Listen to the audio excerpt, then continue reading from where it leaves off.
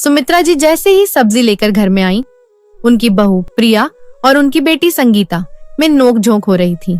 सुमित्रा जी ने सोफे पर बैठते हुए कहा, बहू क्या बात है, तू हमेशा संगीता से लड़ती रहती है। हाँ माँ जी, आप भी मुझे सुना लो। दीदी की गलती तो आपको कभी दिखेगी नहीं। माँ, अगर मेरे ससुराल में झगड़ा नहीं हुआ होता तो मैं कभी यहाँ मुंह दिखाने नहीं आती।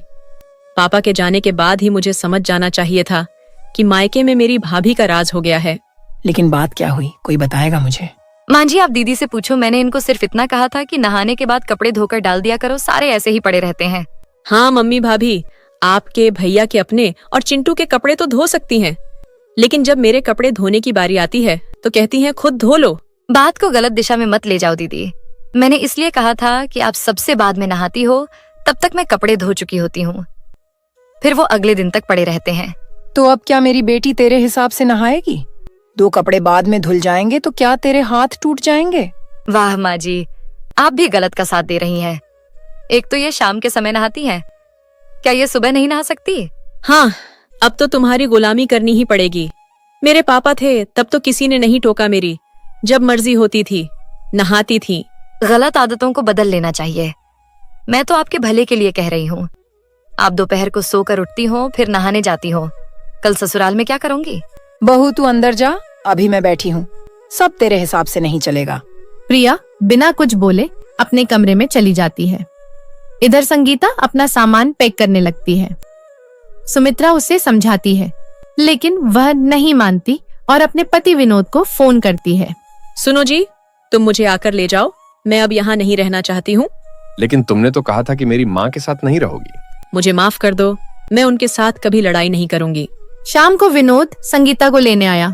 तब संगीता ने भाभी से कहा, भाभी मैं जा रही हूँ और अब शायद कभी नहीं आऊंगी। भैया आए तो उन्हें कुछ मत बताना, नहीं तो परेशान हो जाएंगे। दीदी, मैंने जो कुछ कहा उसे याद रखना। ससुराल में ये गलती मत करना। मैं आपकी दुश्मन नहीं हूँ, मैं तो आपका भला चाहती हूँ। संगीता अपनी माँ के गले लगकर कहने लगी, बहुत डील दे रखी है आपने अपनी बहू को, किसी की भी बेइज्जती कर देती है। मैं तो जा रही हूँ, ऐसा ही रहा तो किसी दिन आपको भी बाहर का रास्ता दिखा देगी। बेटी तू चिंता मत कर, आने दे, चंदन को इसे ठीक करवाती हूँ। संगीता अपनी ससुराल पहुंच जाती है। वहां कुछ दिन सब ठीक चल रहा था, लेकिन जो आराम संगीता को मायके मिल रहा था वह यहाँ नहीं था। सुबह जल्दी उठकर नहा धोकर सबके लिए नाश्ता और खाना बनाना पड़ता था। फिर दिन भर घर की साफ सफाई, फिर शाम का खाना।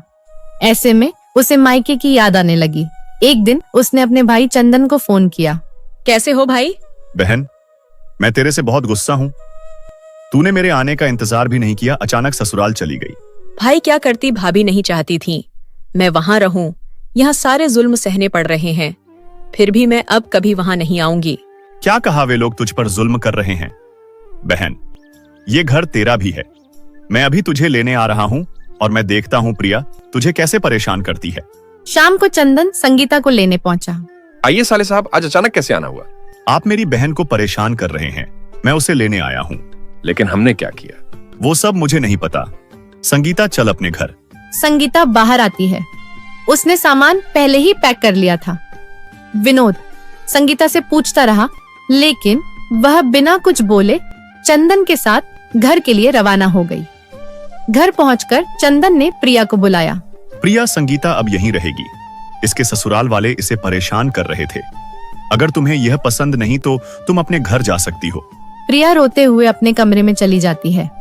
सुबह प्रिया अपना सामान पैक करके अपने घर चल देती है।